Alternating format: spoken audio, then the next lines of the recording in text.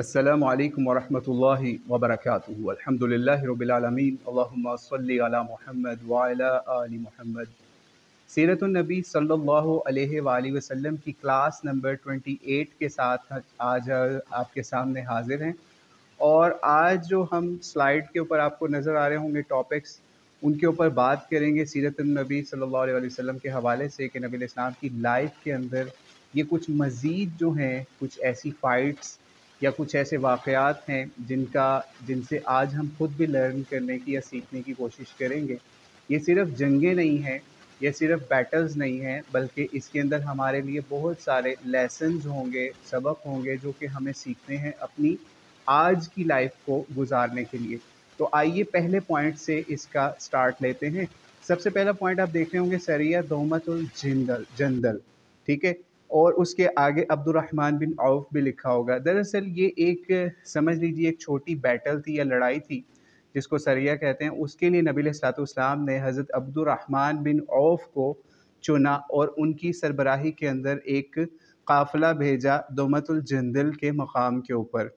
इस काफ़िले की तैयारी के हवाले से कुछ ऐसा वाक़या हुआ कि नबी इस्लाम के कुछ सहाबा बैठे हुए थे, ठीक है? यानी इसका ऑर्डर बहुत अचानक नबी अलैहिस्सलाम ने दिया। आपके कुछ सहाबा पास बैठे हुए थे जिसके अंदर हज़रत अबू बकर, उमर, उस्मान, अली, अब्दुर्रहमान बिन औफ़, ठीक है? अब्दुल्ला बिन मसऊद, मुआज़ बिन जबल, हुज़ैफ़ा बिन यमान, अबू सईद खुदरी और उसके अलावा अब्दुल्ला बिन उमर। ये तकरीबन 10 सहाबा बैठे हुए थे, ठीक है? तो हुआ ये कि एक शख्स आता है वहाँ पे, ठीक है? और वो क्वेश्चन करने लगता है नबी अलैहिस्सलाम से। नबी अलैहिस्सलाम के पास आता है और क्वेश्चन क्या करता है, वो बताया जाता है वो जो शख्स था ना, वो कोई अंसार में से कोई नौजवान था या कोई लड़का था या बंदा था। वो आया और क्वेश्चन किया नबी अलैहिस्सलाम से कि अल्लाह के रसूल मुझे बताएँ कि सबसे बेहतर मुसलमान कौन है? तो नबी अलैहिस्सलाम ने उसका सवाल सुन के जवाब दिया कि वो जिसके इख़्लाक़ सबसे बेहतर हों। ये जब सवाल पूछा और नबी अलैहिस्सलाम ने जवाब दे दिया, फिर उसके बाद उसने फिर एक और क्वेश्चन फिर पूछा नबी अलैहिस्सलाम से और कहा कि सबसे होशियार या समझदार मुसलमान जो है वो कौन हो सकता है या कौन होता है समझदार मुसलमान, ठीक है? जब उसने ये बात पूछी तो नबी अलैहिस्सलाम ने इस सवाल का जवाब ये दिया उस नौजवान को कि वो जो सबसे ज़्यादा मौत को याद के रखने वाला या उसका ज़िक्र करने वाला या उसके हवाले से तैयारी करने वाला हो, यानी मौत के हवाले से वो तैयार रहता हो, ठीक है? ये क्वेश्चन तो हो गया। फिर इसके बाद नबी अलैहिस्सलाम ने बताया जाता है कि हज़रत अब्दुर्रहमान बिन औफ़ की से बात की और उनको कुछ ज़िम्मेदारी लगाई कि इस तरीके से आपको दोमतुल जंदल के मकाम पर भेजा जाएगा। और ये भी बताया जाता है कि इसी नौजवान की जो ये क्वेश्चंस थे जो पहले अननोन कोई पर्सन था अंसार का, तो उसने क्वेश्चन पूछे थे। तो साथ ही नबी इस्लाम ने जब इनको भी तैयारी करवाई कि इनको भी भेजना है दोमतुल जंदल के मकाम के ऊपर, हज़रत अब्दुर्रहमान बिन औफ़ के लिए बड़ी सरप्राइजिंगली ये समझ लीजिए ऑर्डर था नबी इस्लाम के की तरफ से कि एक बहुत दूर का मकाम है, ठीक है, दोमतुल जंदल, वहाँ पे भेजा जाएगा। और फिर नबी इस्लाम ने हिदायत के लिए यहाँ पे 1-2 कुछ चीज़ें भी इनको बताई इस हवाले से, वो भी अभी आगे चल के बताते हैं। लेकिन इसी मजलिस के अंदर या इसी सिटिंग के अंदर जब सहाबा भी बैठे हुए हैं और लोग भी बैठे हुए हैं, तो नबी इस्लाम ने बाकायदा 5 चीज़ें जो हैं वो सहाबा के लिए इरशाद फरमाई, ठीक है? नबी इस्लाम ने बाकायदा वहाँ पे यानी समझ लीजिए 5 आदतें या ख़सलतें मुसलमानों की तरबियत के लिए, यानी एक तरफ जंग भी स्टार्ट होने लगी आगे, यानी भेजा जा रहा है उनको एक जंग के ऊपर, लेकिन उससे पहले उनकी तरबियत भी की जा रही है। और उस तरबियत के लिए क्या 5 ख़सलतें नबी अलैहिस्सलाम ने उस वक़्त हज़रत अब्दुर्रहमान बिन औफ़ को इरशाद फ़रमाई या और भी सहाबा को, ठीक है? वो पाँचों हम एक-एक करके आपके सामने रखते हैं, ख़सलतें या ख़ुसूसियात या कोई कौन से ऐसे प्रॉब्लम्स हैं या ख़तरनाक किस्म के वो प्रॉब्लम्स हैं जिनसे नबी इस्लाम ने मुसलमानों को या अपने सहाबा को उस वक़्त डराया। उसमें से पहला नबी इस्लाम ने फ़रमाया कि जिस कौम में बेहयाई खुल्लम-खुल्ला फैल जाए, तो उस कौम में ताउन और बीमारियाँ फैलती हैं, ठीक है? और ये भी आगे फ़रमाया कि जो पहले कभी ज़ाहिर नहीं हुई होती, यानी अगर किसी कौम के अंदर बेहयाई फैल जाए, तो उनके अंदर ऐसी-ऐसी वायरसेस, ऐसी-ऐसी बीमारियाँ फैल जाती हैं, ठीक है? जो उस कौम से पहले किसी के अंदर समझ लीजिए शो ना हुई हो। फिर दूसरा पॉइंट ये नबी अलैहिस्सलाम ने फरमाया कि दूसरी ऐसी कौन सी ख़राबी है जिसकी वजह से अल्लाह की तरफ से और क्या प्रॉब्लम्स मुसलमानों को या ईमान वालों को या फिर पूरी दुनिया वालों को फेस करने पड़ते हैं। फिर ये भी फरमाया कि जो कौम नाप तोल में कमी करती है, ठीक है, जब मेजरिंग स्केल्स होते हैं ना, तो 1 किलो की चीज़ आप लेने जाएँ तो वो आपको उसमें से कम दे दें। नाप तोल में कमी करती है जो कौम, वो कहत साली और मुशक्क़तों में मुब्तला होती है और ज़ालिम बादशाह या ज़ालिम हुक्मरान उन पे मुसल्लत कर दिए जाते हैं, जो नाप तोल में कमी करती है। फिर तीसरा क्या फरमाया नबी अलैहिस्सलाम ने कि जो कौम अपने माल की ज़कात नहीं निकालती, उनसे बारिश को रोक लिया जाता है। और ये भी फरमाया कि अगर वो नबी अलैहिस्सलाम ने फरमाया कि अगर अल्लाह ताला को इन जानवरों का ख़्याल ना हो या जानवरों की ज़रूरियात का मसला ना हो, तो फिर दुनिया को बिल्कुल बारिशों से महरूम कर दिया जाता, या उस कौम को जिसके अंदर ये बुराई भी आ जाए कि वो अपने माल में से चैरिटी या ज़कात नहीं निकालती। फिर उसके बाद ये भी फरमाया, फोर्थ पॉइंट क्या फरमाया नबी अलैहिस्सलाम ने कि जो कौम अल्लाह अज़्ज़ा व जल की और इसके रसूल से अहद तोड़ती, यानी कोई एग्रीमेंट किया अल्लाह से या उसके रसूल से, ठीक है, तो उसको अगर तोड़ देती है तो अल्लाह ताला फिर दुश्मनों को, यानी जो अननोन दुश्मन होते हैं, उनको उनके ऊपर मुसल्लत कर देते हैं, ठीक है। और जो गैर कौम के लोग इनके ऊपर के हाथ में जो कुछ भी होता है, वो इनसे सब कुछ ले लेते हैं, ठीक है। ये भी फोर्थ पॉइंट बताया। फिर फिफ्थ पॉइंट ये बताया नबी अलैहिस्सलाम ने इसी मौके के ऊपर, जब नबी अलैहिस्सलाम इस सरिया दोमतुल जंदल के लिए रवाना कर रहे हैं सहाबा को। फिफ्थ पॉइंट क्या बताया कि जब उनके इमाम या पेशवा या उनके ऊपर जो भी हुक्मरान होते हैं, वो अगर अल्लाह ताला की किताब के ख़िलाफ़ फ़ैसले करने लग जाएं और वो तकब्बुर में आ जाएं और सरकश होने लगें, तो फिर अल्लाह ताला उनको आपस में तफ़रक़े में या फूट में या आपस में समझ लीजिए तोड़ देता है उनको आपस में। यानी ये भी अल्लाह ताला का एक बहुत बड़ा अज़ाब इन पाँचों ख़राबियों की वजह से नबी अलैहिस्सलाम ने बताया। तो अब ये समझ लीजिए कि ये तो उस वक़्त सहाबा की तरबियत की जा रही थी मुख्तलिफ़ चीज़ों की तरफ से, उनकी इख़्लाक़ियात के हवाले से, उनकी ईमानियात के हवाले से, उनकी पब्लिक डीलिंग्स के हवाले से, उनकी फ़ाइनेंशियल मैटर्स के हवाले से, ठीक है। तो ये सब चीज़ें अल्लाह के नबी सहाबा की तरबियत कर रहे थे कि ताकि उन्होंने आगे जंग के लिए भी जाना है, दूसरे इलाके के अंदर भी जाना है, तो उनको भी इन चीज़ों का ख़्याल रखना है कि अल्लाह की किताब के हवाले से ही फ़ैसला उनको करना है, ठीक है।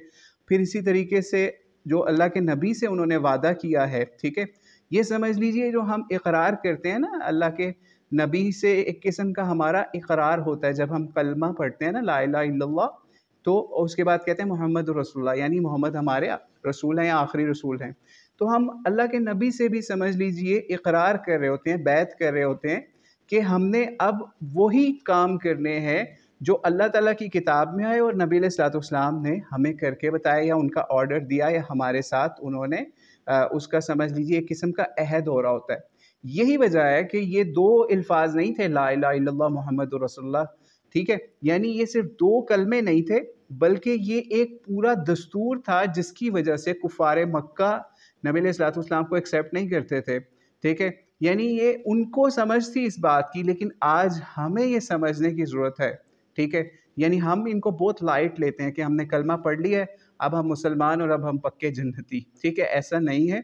हम अगर जो हमने अल्लाह से अहद किया है, उसके रसूल सल्लल्लाहु अलैहि वसल्लम को आखिरी नबी माना है, उनको अगर हम फॉलो करेंगे, तो ही फिर हम इसके अंदर कामयाबी है, दुनिया के अंदर भी और आखिरत के अंदर भी। तो ये 5 पॉइंट्स बहुत इम्पॉर्टेंट हैं, ठीक है? तो सरिया दोमतुल जंदल से के स्टार्ट से पहले या उसके हवाले से नबी अलैहिस्सलाम ने इखलाकी तरबियत के हवाले से 5 पॉइंट्स अब्दुर्रहमान बिन औफ, जिनको इसका लीडर बनाया जा रहा है, 700 मैन या 700 मुजाहिदीन तैयार किए जा रहे हैं, ठीक है? उनको जो है वो समझ लीजिए उससे पहले इनके लीडर को अब्दुर्रहमान बिन औफ को और दूसरे सहाबा को उनकी तरबियत की जा रही है इस हवाले से कि उन्होंने आगे से किस तरीके से अल्लाह के क्या-क्या अहकामात हैं और नबी अलैहिस्सलाम की क्या-क्या उनको हिदायत हैं, उनको फॉलो करना है हर लिहाज से, ठीक है? तो वो हमने 5 पॉइंट्स अभी आपके सामने रख दिए।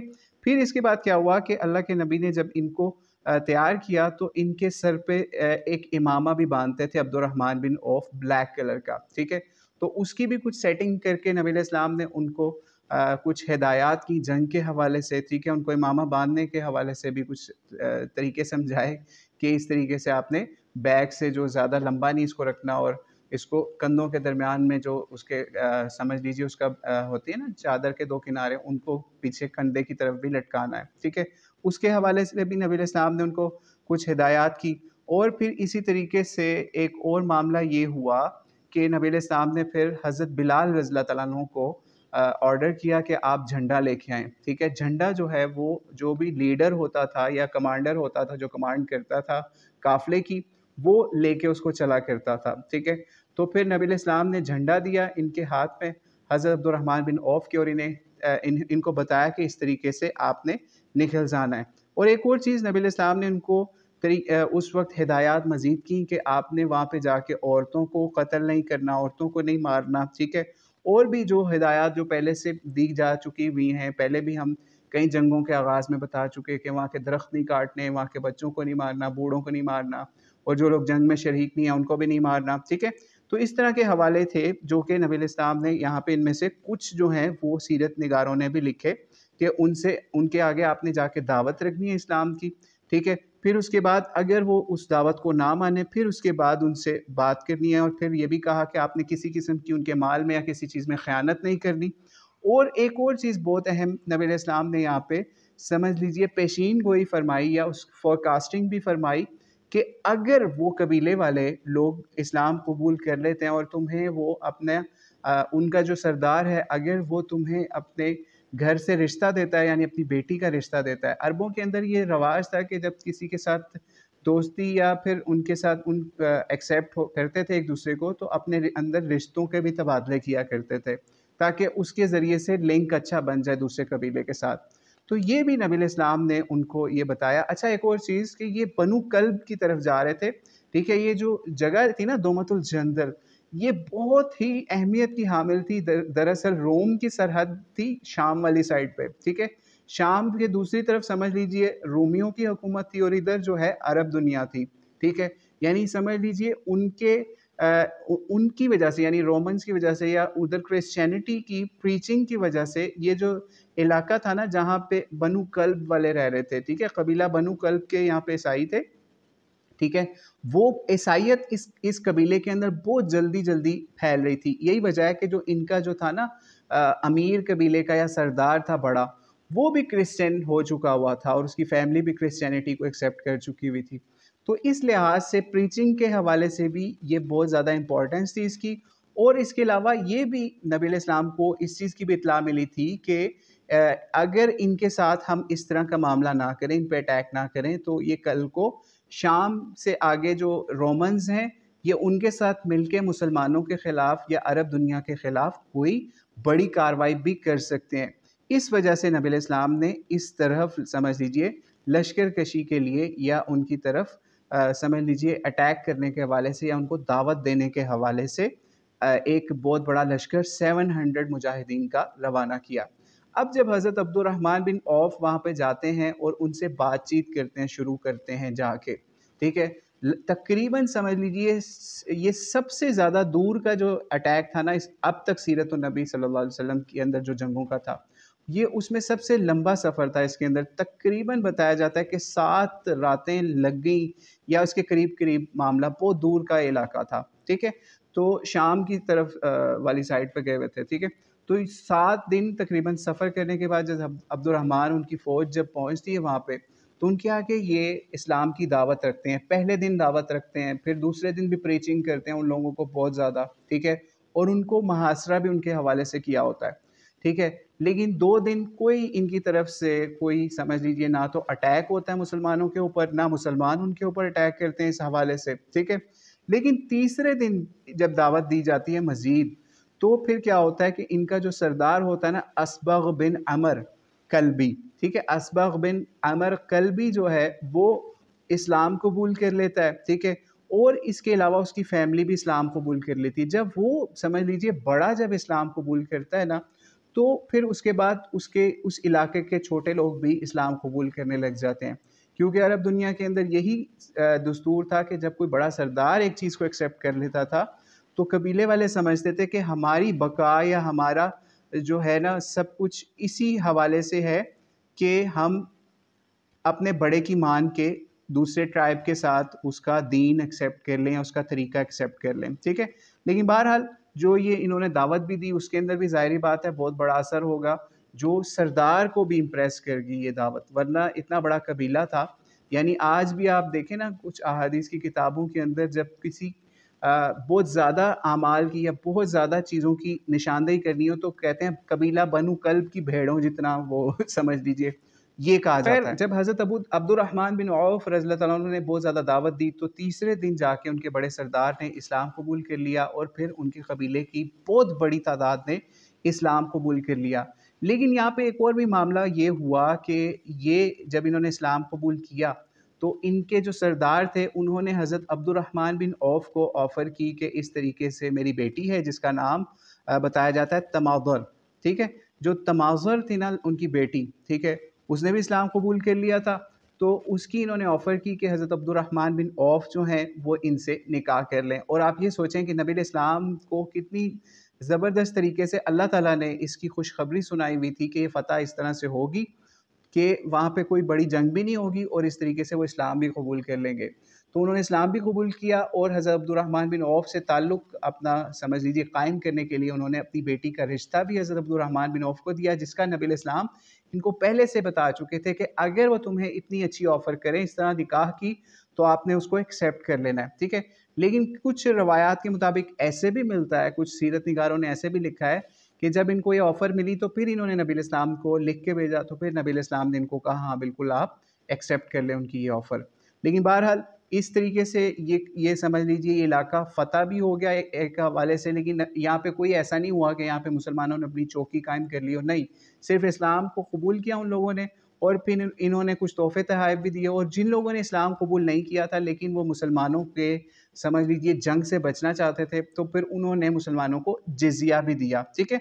तो इससे भी ये चीज़ पता चल गई कि मुसलमानों का काम सिर्फ ये नहीं होता था, या नबी इस्लाम जब किसी लश्कर को भेजते थे तो ये नहीं होता था जाएं उनको मारें और उनका माल लूट के वापस आ जाएं, नहीं, उनको पहले इस्लाम की दावत दी जाती थी। और अगर वो इस समझ लीजिए कुछ प्रॉब्लम नहीं करते तो वो माइनर से टैक्स दे के, ठीक है, टैक्स दे के वो इस्लाम में आ सकते थे, ठीक है। और एक और चीज़ आपको बताएं कि अगर मुसलमान ये टैक्स जिसको जिजिया कहते हैं, ठीक है, ये एक जिजिया टैक्स होता था जो उनकी सिक्योरिटी के लिए और उनकी वेलफेयर के लिए इस्लामी हुकूमत जो है ये लगाया करती थी, ठीक है। तो ये जो टैक्स होता था ये मुसलमानों के लिए वही टैक्स जो है समझ लीजिए ज़कात की तरह की जगह पे होता था और उस ज़कात देने के ऊपर मुसलमानों को सवाब भी मिलता था, उनको जन्नत की बिशारतें दी जाती थी। लेकिन जो ये होते थे कुफ़ार या नॉन मुस्लिम्स, इनको वहाँ पे रहने के लिए इजाज़त दी जाती थी और वो जिज़िया दे के और अच्छे तरीके से वहाँ पे रह सकते हैं, अपना बिज़नेस करें, जो मर्ज़ी करें, लेकिन टैक्स दें।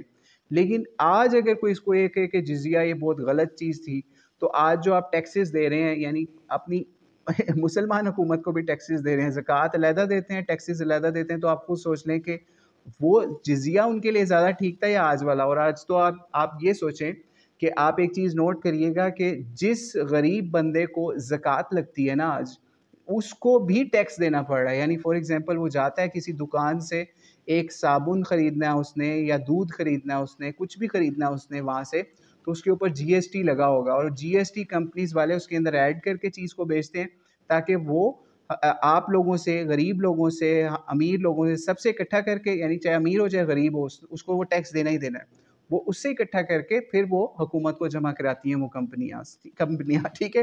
तो ये अपनी जेब से कोई कंपनी नहीं किसी टैक्स देती है आपकी जगह पे, आपसे इकट्ठा करके हुकूमत को देती है। तो इसलिए जिसको ज़कात भी लगती है ना, जिस गरीब बंदे को, वो भी हुकूमत को टैक्स दे रहा होता है।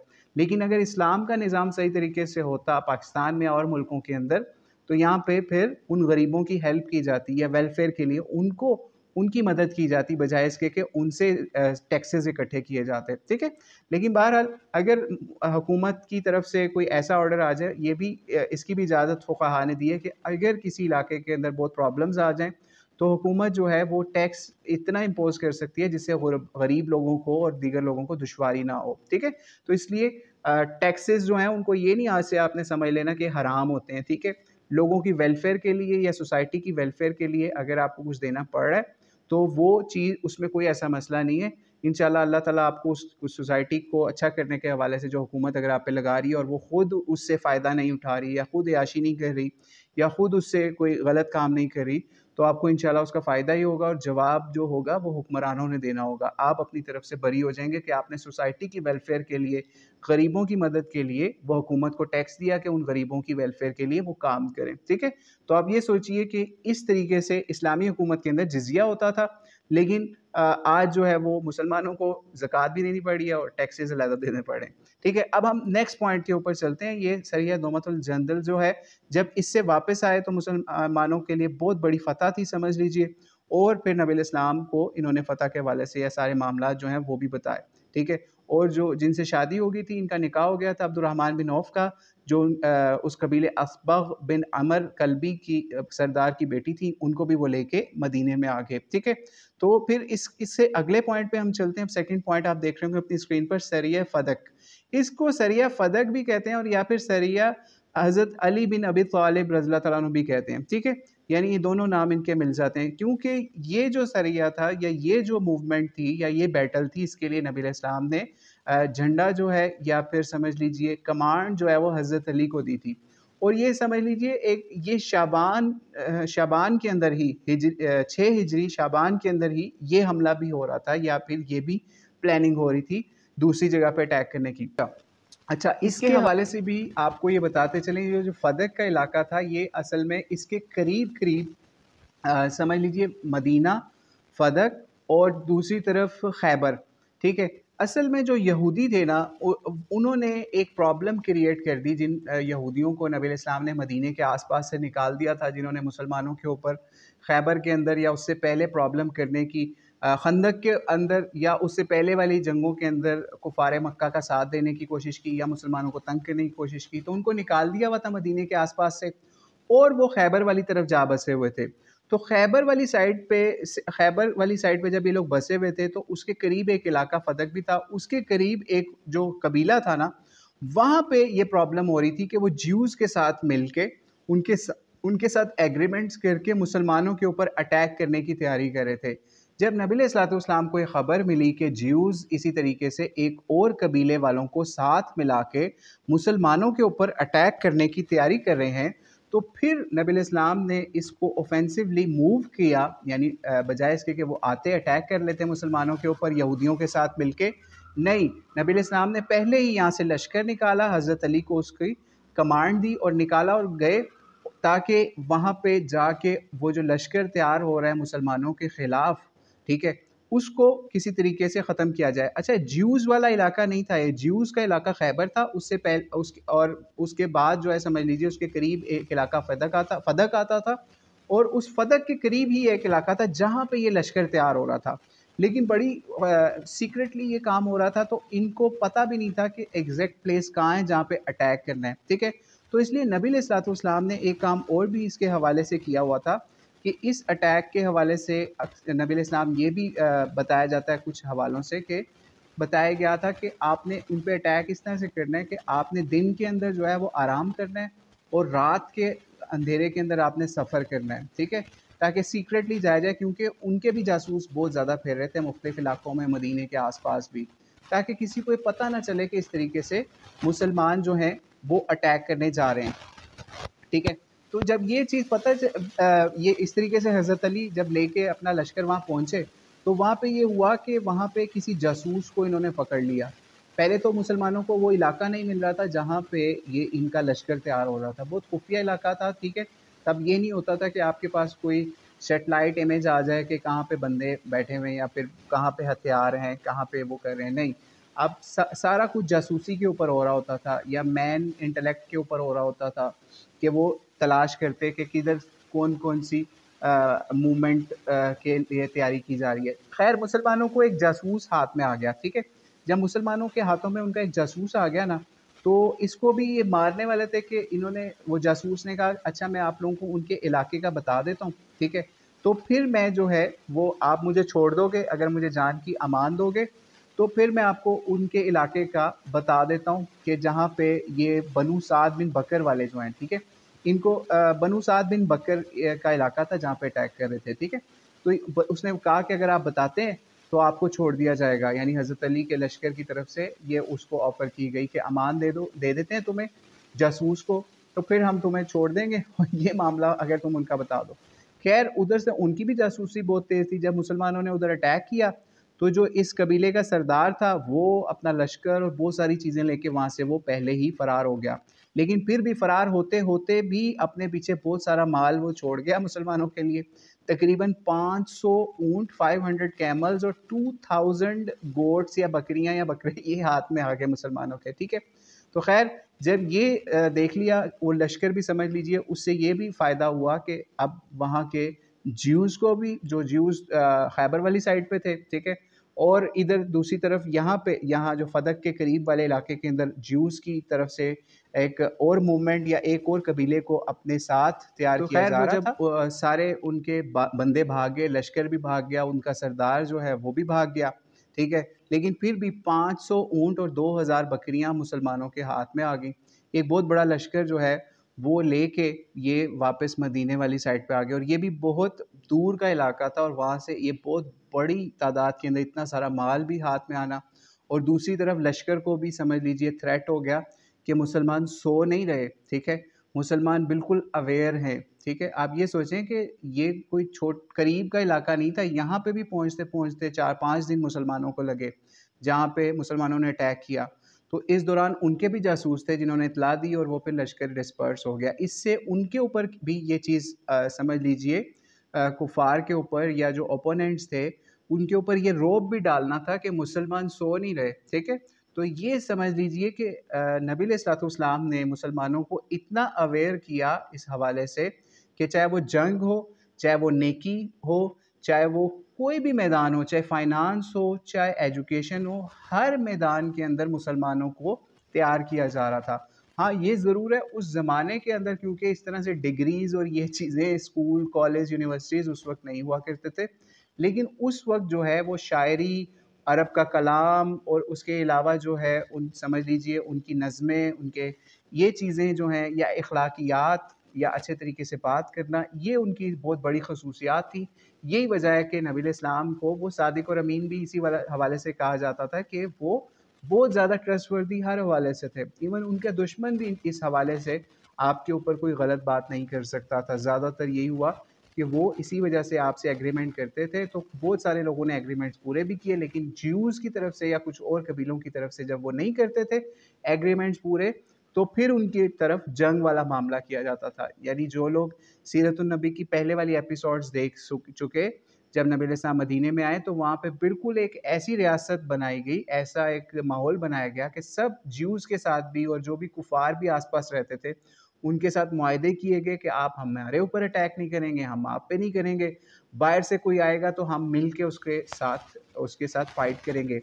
ये था उस वक़्त का, लेकिन हुज्जत उनके ऊपर जब तमाम हो गई और उन्होंने एग्रीमेंट्स तोड़े, फिर उनको इन इलाकों से निकाला गया और बाद में भी उनके पीछे जाया गया। जब वो साजिश करने की कोशिश करते थे, तो फिर नबी अलैहिस्सलाम अपना लश्कर भेज के, फ़ौज भेज के उनको समझाया करते थे, या फिर उन पे अटैक करके उनको समझ लीजिए उनको इस्लाम के या मुसलमानों के ताबे कर दिया करते थे, ठीक है? तो फिर इसके बाद हम अब इस वक़्त थर्ड पॉइंट के ऊपर चल रहे हैं। सरिया फ़दक का भी हमने बता दिया कि किस तरीके से हज़रत अली को नबी अलैहिस्सलाम ने बनु साद बिन बकर के ऊपर भेजा और ये मामलात वहाँ पे किस तरीके से ज़बरदस्त तरीके से तय करके, और वहाँ पे क्योंकि लश्कर भाग गया और वहाँ से बहुत बड़ा माल गनीमत लेके नबी अलैहिस्सलाम के पास मदीने में फ़ातह बन के, या फिर बहुत अच्छे माल गनीमत लेके वापस मदीने में आ गए। अब थर्ड पॉइंट के ऊपर चलते हैं, सरिया उम्मे क़रफ़ा। आप देख रहे होंगे, इसको सरिया उम्मे क़रफ़ा भी कहते हैं या फिर सरिया ज़ैद बिन हारिसा भी कहते हैं। उम्मे क़रफ़ा जो है ये एक औरत थी, ठीक है? औरत थी जिसका असल नाम फ़ातिमा था, लेकिन उसकी बेटी का बेटी के नाम के समझ लीजिए बेटी के नाम के ऊपर उसका नाम या बेटे के नाम के ऊपर, ग़ालिबन उसके बेटे का नाम था क़रफ़ा, ठीक है? उसके नाम के ऊपर समझ लीजिए बेटे के नाम क़रफ़ा के ऊपर अब उसको उम्मे क़रफ़ा कहते थे, यानी क़रफ़ा की माँ। तो हुआ ये कि ये जो उम्मे क़रफ़ा थी, या उसका असली नाम फ़ातिमा बिन्त रबिया था, तो ये क्या करती थी, ये बहुत ज़्यादा एक्सप्लॉयटेशन करती थी नबी इस्लाम के ख़िलाफ़, और मदीने के ऊपर अटैक करने के लिए इसने कुछ मूवमेंट्स भी तैयार करना शुरू कर दी। हुआ ये कि ये औरत थी बड़ी बड़ी उम्र की, यानी बुढ़िया थी, ठीक है? यानी समझ लीजिए 50 प्लस 60 प्लस थी, इसके समझ लीजिए बेटे बेटियां आगे से नवासे पोते वगैरह भी थे, ठीक है।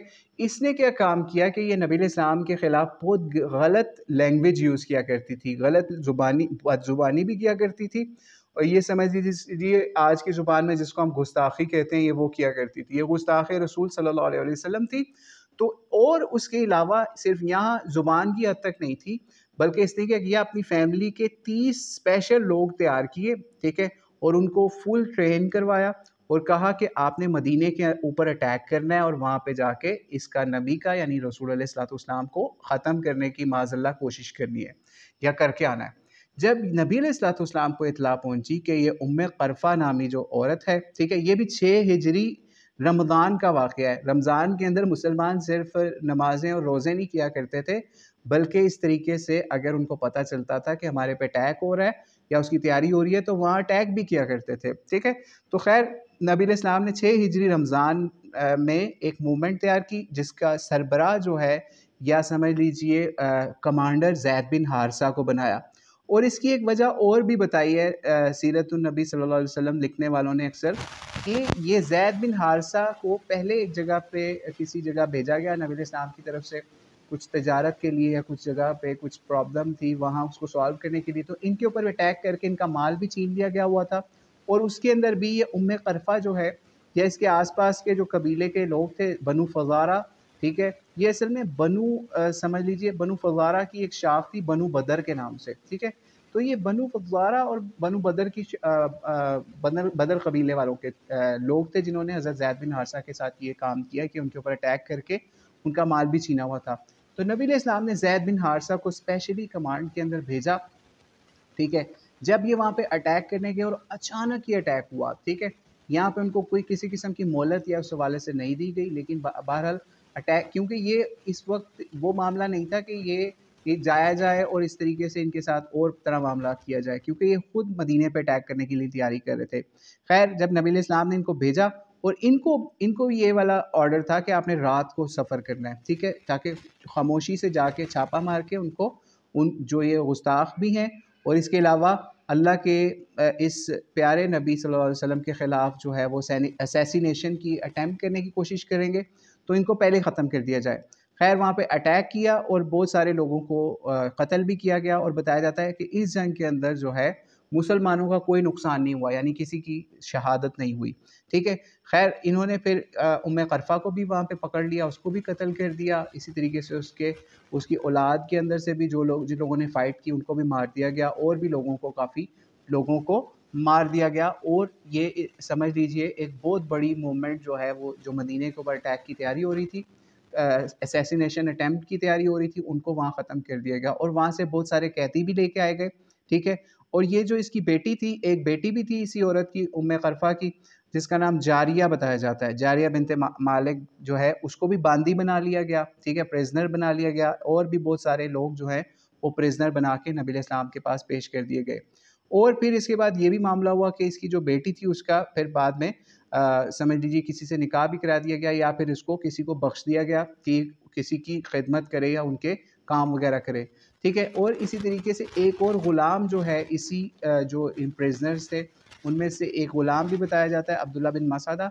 ये जो है हज़रत फ़ातिमा रज़ियल्लाहु ताला अन्हा को एक ग़ुलाम जो है या फिर जो बाहर के काम वगैरह करने के लिए वो भी बख्श दिया गया, लेकिन उन्होंने फिर उस ग़ुलाम को भी आज़ाद कर दिया।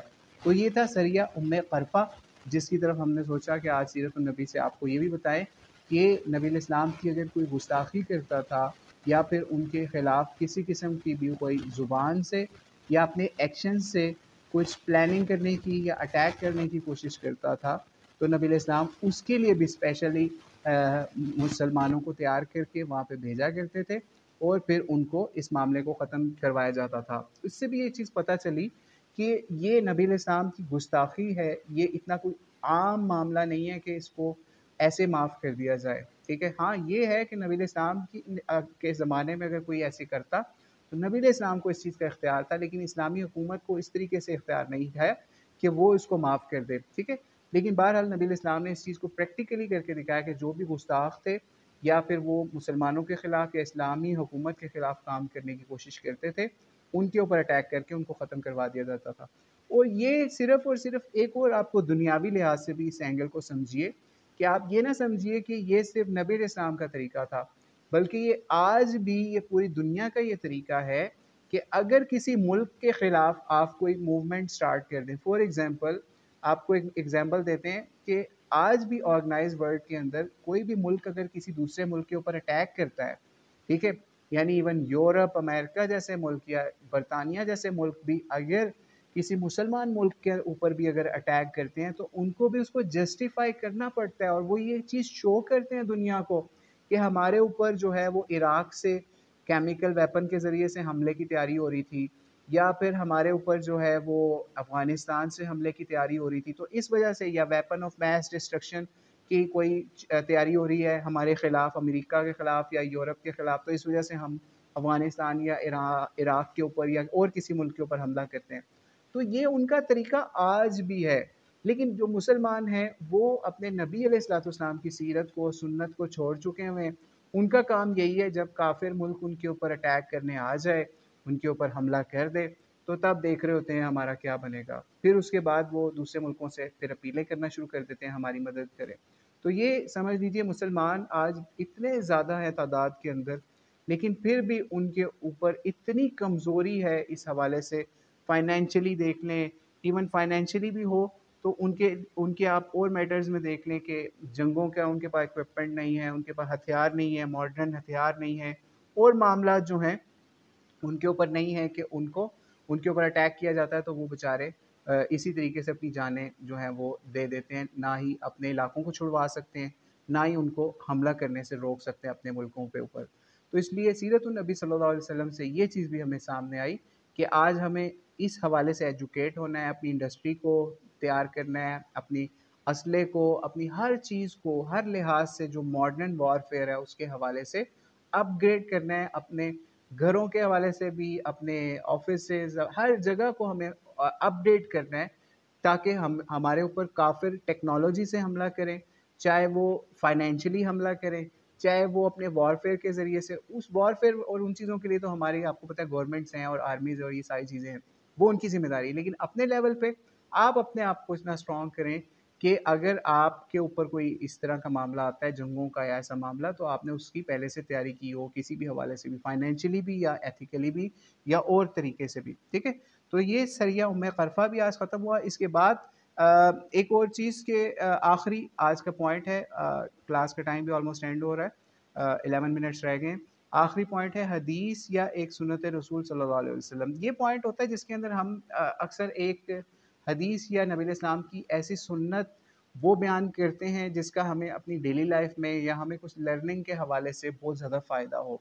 तो एक बहुत इम्पॉर्टेंट सुन्नत है नबी इस्लाम की जो कि हमें मुख्तलिफ़ अहादीस के अंदर भी मिल जाती है और हमने देखा है कि अक्सर लोग इसको बहुत ज़्यादा मिस करते हैं।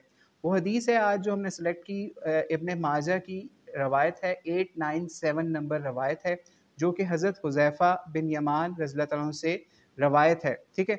हज़रत हुज़ैफ़ा से रवायत है कि नबी इस्लाम जब नमाज़ पढ़ते थे ना, तो जो 2 सजदे होते थे, यानी आप जब सजदा करते हैं, एक सजदा करके जब बैठते हैं, तो उस सजदे से उठ के जब नबी इस्लाम बैठा करते थे, तो उस वक़्त एक दुआ, छोटी-सी दुआ पढ़ा करते थे, रब्बिग़फ़िरली, रब्बिग़फ़िरली, ठीक है? यानी इसका मतलब ये है, छोटी-सी दुआ है कि ऐ मेरे रब मुझे बख्श दे, ऐ मेरे रब मेरी मग़फ़िरत फ़रमा दे, ठीक है? यानी कितनी छोटी-सी दुआ है, ठीक है? कुछ अहादीस के अंदर या कुछ रवायतों के अंदर और भी अल्फ़ाज़ मिलते हैं इस दुआ के हवाले से, लेकिन ये अगर आप सिर्फ़ ये 2 लफ़्ज़ याद कर लें, रब्बिग़फ़िरली, रब्बिग़फ़िरली, ये 2 दफ़ा पढ़ लें, 3 दफ़ा पढ़ लें या जितनी आपकी हिम्मत है उतनी दफ़ा पढ़ लें, ठीक है? ये कम से कम 3 दफ़ा, 5 दफ़ा या मैक्सिमम 10 दफ़ा भी पढ़ सकते हैं आप, ठीक है? तो अगर आप ये रब्बिग़फ़िरली पढ़ लें, तो समझ लीजिए नबी इस्लाम की एक सुन्नत भी अदा हो जाएगी और हम समझ लीजिए जो अक्सर लोग ये करते हैं सजदे से उठ के फ़ौरी सजदे में दूसरे सजदे में भाग जाते हैं, उसके अंदर पॉज़ बिल्कुल नहीं लेते। तो कुछ रवायात ऐसी भी हमें मिलती हैं जिसके अंदर ये भी पता चलता है कि नबी इस्लाम अक्सर जब नमाज़ पढ़ते थे ना, तो जो उनका रुकू होता था और जो उनका सजदा होता था और जो सजदे 2 सजदों के दरमियान में जो वक़फ़ा होता था, ठीक है? जिसके अंदर हम ये दुआ बता रहे हैं रब्बिग़फ़िरली, ये दुआ भी इतनी पढ़ा करते थे समझ लीजिए कि सजदा, रुकू और ये 2 सजदों के दरमियान जो है क़याम समझ लीजिए, बैठा हुआ कायदा जिसे कहते हैं, वो एक बराबर होता था, इक्वल होता था। तो इसलिए कोशिश करें अपने सजदा करके उठें, तो बिल्कुल रिलैक्स बैठें और ये दुआ करें, रब्बिग़फ़िरली रब्बिग़फ़िरली। और भी अल्फ़ाज़ मिलते हैं, लेकिन क्योंकि हमने इस हदीस पे फ़ोकस करना था, तो इसलिए बिल्कुल शॉर्ट, और ये हर किसी को इंशाल्लाह याद हो जाएँगे। एक दफ़ा पढ़ लें, रब्बिग़फ़िरली रब्बिग़फ़िरली, या अल्लाह मेरी मग़फ़िरत फ़रमा दे, ऐ मेरे रब मेरी मग़फ़िरत फ़रमा दे। तो जब आप हर नमाज़ के अंदर, हर सजदे के बाद उठ के भी ये दुआ कर रहे होंगे, तो आपको याद आएगा कि हमने नबी इस्लाम की एक सुन्नत को ज़िंदा किया है और हमें ये रवायत पहुँची थी। तो इंशाल्लाह हम मज़ीद भी इसी तरीके से नबी इस्लाम की मुख्तलिफ़ सुन्नतें जो नमाज़ में हैं, आम पब्लिक लाइफ़ में हैं, जहाँ-जहाँ पे भी आपको हम बताते जाएँ या आप खुद भी पढ़ें, तो इंशाल्लाह उससे आपको बहुत ज़्यादा फ़ायदा होगा। तो अल्लाह ताला से दुआ है, अल्लाह ताला हमें नबी इस्लाम की सुन्नतों को ज़िंदा करने वाला और नबी इस्लाम की सीरत को पढ़ने वाला और कुरान और सुन्नत के मुताबिक अपनी ज़िंदगियों को गुज़ारने वाला बनाए। वल्लाहु आलम बिस्सवाब। अस्सलामु अलैकुम व रहमतुल्लाहि व बरकातुहू।